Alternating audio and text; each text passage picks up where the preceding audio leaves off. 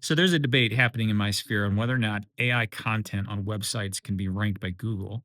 And I just want to tell you my experiences so far from some work that I've been doing with different brands who gave me permission to use AI in the creation process of their content.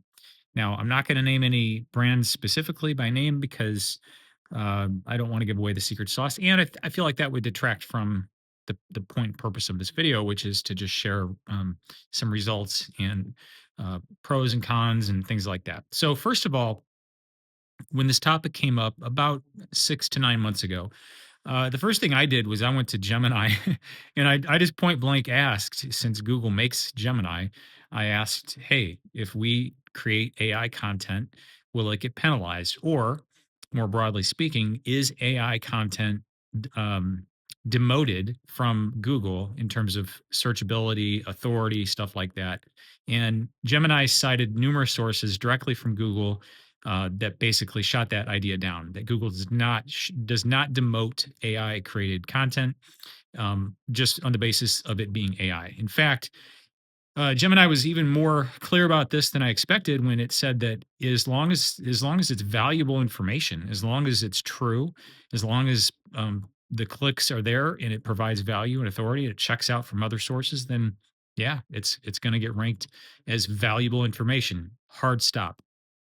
Doesn't matter if it was generated AI assisted humans, if it came directly from an AI, whatever, because, and I think this is a central point to mention, something to put a pin in, is that AI content requires humans. Okay. AIs, right now at least, cannot just spin up content on their own. At somewhere in the process, you're always going to find a human being. And that is key. And I think that's probably why we're seeing a lot of leeway given to AI content. So as I mentioned, had a number of branch shopper clients give me permission to use AI in the creation process, still with plenty of humans in the chain, but in the process of creating their content, and specifically for like anything that had to do with text that would be searchable online, could we use AI in the process? And they approved it. So that's what we did.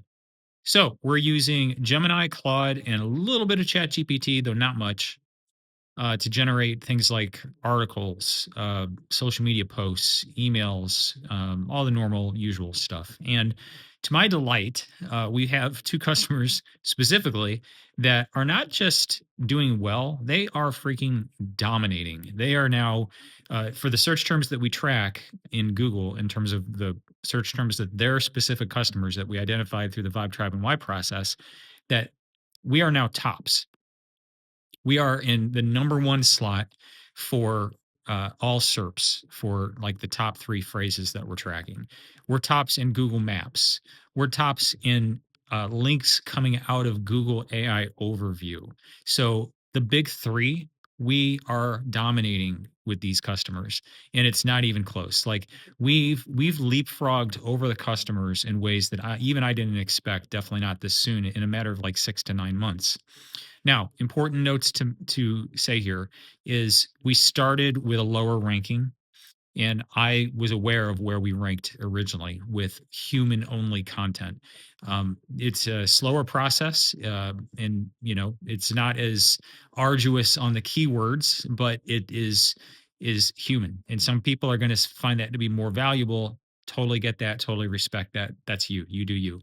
But by using AI and by giving it the Vibe Tribe and Why brand experience guide for these specific brands and training and telling the AI models, this is our brand, this is our vibe, this is our brand dictionary, these are the words to avoid, and here's a thorough profile of our main customer personas, our tribe, and here's the why that connects everything together.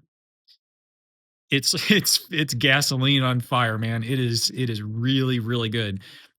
When I know I've been mentioning this vaguely in kind of like without receipts, and I know I'm not technically showing receipts in this video, but I just wanted to say that the reason I'm so amped up about brand experience guides coming out of the Vibe Tribe and Y process is because of these results that I'm seeing. This is not just hype.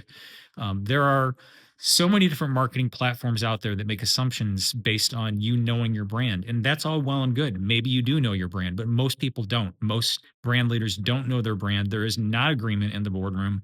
And Vibe Tribe and Why forces that because it's a natural process. It asks the right questions, documents it, clarifies it, and provides a document that can then be used for AI assisted content that gets you to the top of Google search results, Google AI overview, and Google Maps. And if that doesn't matter to you, then why are you still watching this video? If it does matter to you, get in touch.